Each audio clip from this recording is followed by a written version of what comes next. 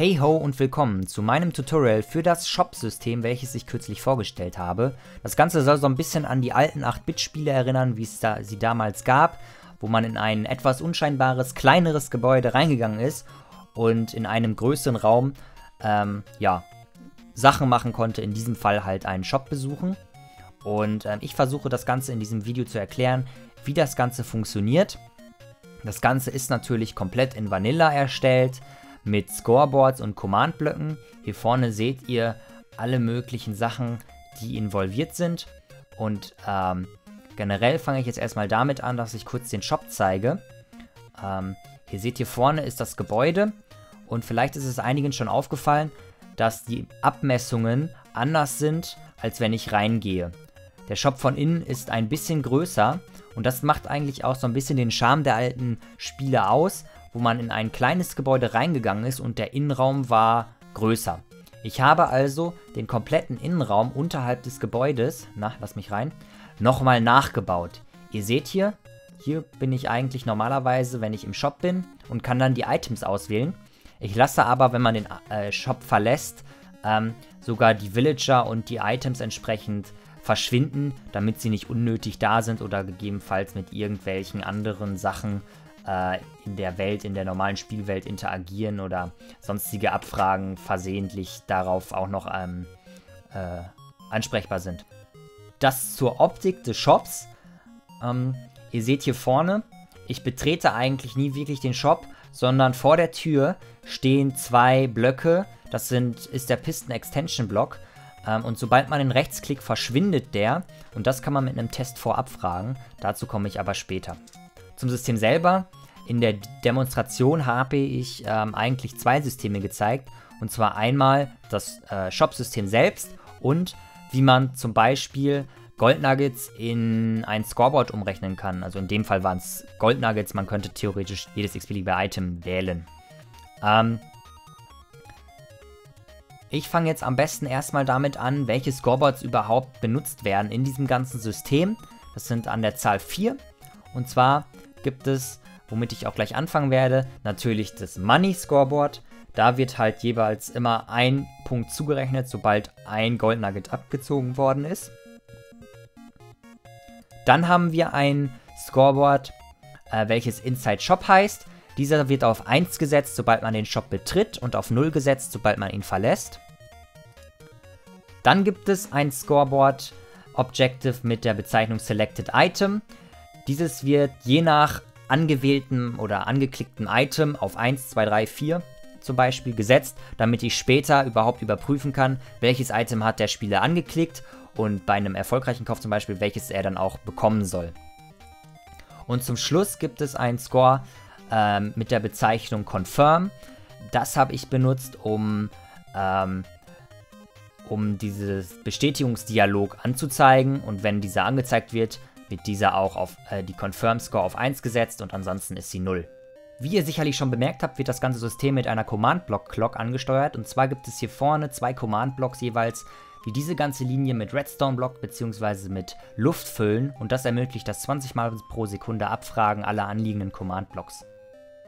Der Umrechner von Goldnugget zu Geld steht hier vorne. Hier wird eigentlich immer abgefragt, ob der Spieler ein Goldnugget im Inventar hat, beziehungsweise wird dieser Goldnugget permanent aus dem Inventar entfernt, sobald einer da ist. Wenn das der Fall ist, geht der Comparator an und die Fackel aus und schaltet diese Redstone-Leitung frei. Da diese Redstone-Leitung auch an der Clock hängt, startet sozusagen diese Linie auch als Clock und fragt in derselben Geschwindigkeit wie der Löscher-Command-Block die anderen Command-Blocks ab, und dieser zählt jeweils immer 1 auf die Money-Score drauf, zeigt zur selben Zeit in der Sidebar die Money-Score an und spielt einen Sound ab, dass es schön lustig Klingeling macht. Wenn dann kein Goldnugget mehr im Inventar ist, ist natürlich der Comparator wieder auf Aus, die Fackel geht an und die Sidebar am Rand wird gelöscht.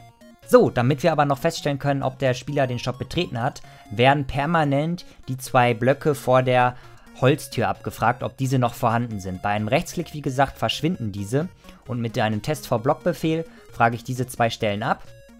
Und sollte einer dieser zwei Blöcke verschwinden, wird er natürlich wieder an derselben Stelle hingesetzt. Ein Sound wird abgespielt, dass die Tür sich öffnet und dadurch, dass die Fackel auf angeht, werden jeweils, egal welchen Block man angeklickt hat vor der Tür, noch diese 4 weiteren Command-Blocks angesteuert. Zum einen wird auf der rechten Seite wieder das Scoreboard, welches das Geld anzeigt, angezeigt. Dann wird die Variable Inside Shop auf 1 gesetzt, um festzustellen, ich bin im Shop. Der Spieler wird teleportiert und eine Willkommensnachricht wird ausgegeben. Da nun das Scoreboard Objective Inside Shop auf 1 steht, werden erst alle weiteren Command-Blocks, die an dieser Clock sind, erst wichtig. Zum einen dieser hier vorne. Dieser testet halt, ob sich ein Spieler im Shop befindet, anhand der Variable Inside Shop. Wenn das so ist, wird an eine bestimmte Stelle unterhalb des Shops ein Redstone-Block gesetzt und dieser ist dafür verantwortlich, dass die entsprechenden Command-Blocks gepowert werden, die den Villager spawnen, der sich aber nicht bewegen kann und auch nur in die Richtung des Spielers guckt. Und natürlich, dass sich die Items spawnen, die aber auch nicht aufnehmbar sind, beziehungsweise die eigentlich auch immer da bleiben, wenn man sie nicht manuell selber löscht. Geht man also wieder aus dem Shop raus, wird diese Fackel auch wieder aktiv und entfernt den Redstone-Block wieder. Zudem werden alle Entities vom Typ Item gekillt, das sind meistens die im Shop. Im produktiven Einsatz empfehle ich hier also auch noch entsprechend die Variablen des Shops anzugeben, dass man nicht versehentlich außerhalb irgendwelche anderen Pferde oder was weiß ich killt, was eigentlich fürs Spiel noch wichtig wäre. Zudem wird der Villager in den Void teleportiert und nicht per Kill-Command getötet, da er beim Verlassen des Shops und beim direkten Betreten würde man noch Dampfwolken sehen und das sieht einfach nur blöd aus. Die entsprechenden Command-Blöcke zum Spawn des Villagers bzw. der Items befinden sich unterhalb des Shops. Hier vorne sehen wir den Tresen, wo noch keine Items vorhanden sind. Und hier unten ist an einer Stelle der Platz, wo der Redstone-Block hinkommt. Hier vorne werden entsprechend die Items gespawnt. Ich habe das deswegen so gemacht, dass die Items bzw. der Villager entfernt werden, sobald man den Shop verlässt, weil sie ja möglicherweise mit anderen Konzepten bzw. mit anderen Sachen, die zum Beispiel mit unsichtbaren Witherköpfen arbeiten oder so, vielleicht interagieren und in Konflikt geraten können. Von daher lösche ich sie einfach, damit sie da keine Probleme verursachen. Nachdem wir also erfolgreich im Shop gelandet sind, muss natürlich der Spieler eingefroren werden, sodass man sich nur noch nach links oder nach rechts bewegen kann. Das macht nur ein Command-Block, der wird ja wie gesagt 20 Mal pro Sekunde hier durch diese Clock angesprochen und der teleportiert eigentlich jeden Spieler, der sich in dem Shop befindet, relativ nur auf der X-Koordinate und absolut auf der Y- und Z-Koordinate, sodass man sich nur horizontal in diesen beiden Richtungen bewegen kann. Jetzt geht es also final zum Shop selbst. Und zwar gibt es ja einmal die Anzeige der Items und einmal das Bedienen der Items. Von daher fange ich jetzt erstmal an mit den Items selber, wie sie angezeigt werden. Die Items selbst werden ja durch das Betreten des Shops schon mal dargestellt. Allerdings die Schrift, die sich über den Items befindet, muss ja noch entsprechend der Position des Spielers nach angezeigt werden. Dazu wird hier anhand dieser 5 Command-Blocks jeweils abgefragt, ob man sich auf einer bestimmten Stelle des Shops befindet. Anhand der X, Y, Z-Koordinaten kann ich das halt abfragen. Der Spieler muss natürlich im Shop sein, beziehungsweise die Score des Confirm-Dialogs muss auf 0 sein. Das liegt daran, dass ich die Anzeige der Items natürlich nicht haben möchte, sobald der Bestätigungsdialog angezeigt wird. Wenn ich also, das ist für das Schwert, wenn ich also vor dem Schwert stehe, wird dieser Command-Block positiv ausfallen. Wenn ich vor der Karte stehe, dieser Command-Block. Wenn ich vor der Rüstung stehe, dieser Command-Block und so weiter. Und anhand meiner Position werden 2 Sachen gemacht. Einmal wird ein Sound abgespielt und eine Torch gesetzt. Die Redstone-Torch, die platziert wird, landet natürlich entweder hier, hier, hier, hier oder hier, je nachdem auf welcher Position ich stehe. Das Ganze funktioniert dann mit sogenannten Hologrammen. Das Ganze hat ein anderer YouTuber entdeckt und auch in einem Video erklärt. Daher werde ich das System, wie es funktioniert mit den Hologrammen, jetzt nicht unbedingt nochmal erläutern. Allerdings stehen dann in diesen Hologrammen entsprechend, wenn ich hier reingucke, Steinschwert und entsprechend der Preis $12 bzw. 12 Goldnuggets. So, jetzt können wir im Shop schon mal die einzelnen Items anschauen und den entsprechenden Namen darüber sehen. Allerdings können wir das noch nicht bedienen. Die Bedienung erfolgt nämlich durch diese Command-Blocks. Und zwar befindet sich auf dem Tisch bei jedem Item, welches man anklicken kann, wieder eine Piston-Extension. Und mit diesem Command-Block frage ich nach, ob diese Extension noch existiert. Und falls das nicht mehr der Fall ist, hat man ja dieses Item angeklickt. Dann wird wieder an dieselbe Stelle natürlich wieder der Block hingesetzt. Es wird ein Sound abgespielt. Im Fall des Exit-Shops natürlich ein mehr oder weniger Exit-Shop-Sound. Und im Fall von den anderen Items, die man dann auch kaufen kann, ein Wood-Click-Sound. Jetzt unterscheidet sich natürlich ein bisschen das Verlassen des Shops vom Kaufen der Items. Das Verlassen des Shops ist in dem Fall ein bisschen einfacher. Wir geben also zusätzlich zu dem Exit-Shop-Sound noch einen Text aus, dass wir den Shop verlassen haben. Dadurch, dass diese Fackel gepowert ist, wird auch noch diese ganze Linie hier gepowert, entsprechend auch die Command-Blöcke. Wir setzen also den Score Inside Shop wieder auf 0, damit wir wissen, okay, wir sind außerhalb des Shops. Wir teleportieren den Spieler vor den Shop. Wir töten alle Wither Skulls, und zwar sind die Items bzw. die Texte, worauf sich die Bezeichnung der Items befinden, reiten die auf Wither Skulls ein bisschen in der Luft. Dadurch fallen diese sozusagen einfach runter. Danach wird auch noch Confirm auf 0 gesetzt. Das ist in diesem Fall auch wieder nur zur Sicherheit. Denn normalerweise ist Confirm ja sowieso auf 0. Selected Item wird auf 0 gesetzt. Was normalerweise auch schon der Fall ist. Das ist auch wieder nur ein Sicherheitsmechanismus. Und die Sidebar, wo das Geld angezeigt wird, wird natürlich auch wieder entfernt. Im Fall, dass wir ein Item ausgewählt haben, müssen wir natürlich etwas anders reagieren. Und zwar habe ich ja am Anfang schon gezeigt, dass ein anderer Sound abgespielt wird. Zudem wird im Chat anstatt den Shop-Verlassen-Nachricht natürlich ausgegeben, was für ein Item man angewählt hat, inklusive, wenn man das Item selbst hovert, nochmal einer Beschreibung und den Wert. Das Ganze passiert per Tell Raw und es wird sogar noch zusätzlich die Score gesetzt, welches Item man natürlich angewählt hat, damit ich später gucken kann, ob man sich das Item leisten kann, beziehungsweise wenn ja, auch entsprechend das passende Item auch dem Spieler geben kann. Unabhängig davon, welches Item jetzt ausgewählt worden ist, wird diese Redstone-Leitung aktiviert und daraufhin spricht es diese 6 Command-Blöcke an. Diese sind dafür verantwortlich, dass der Bestätigungsdialog aufgerufen wird, um dann halt auszuwählen, ob man das Item kaufen möchte oder doch lieber abbrechen möchte.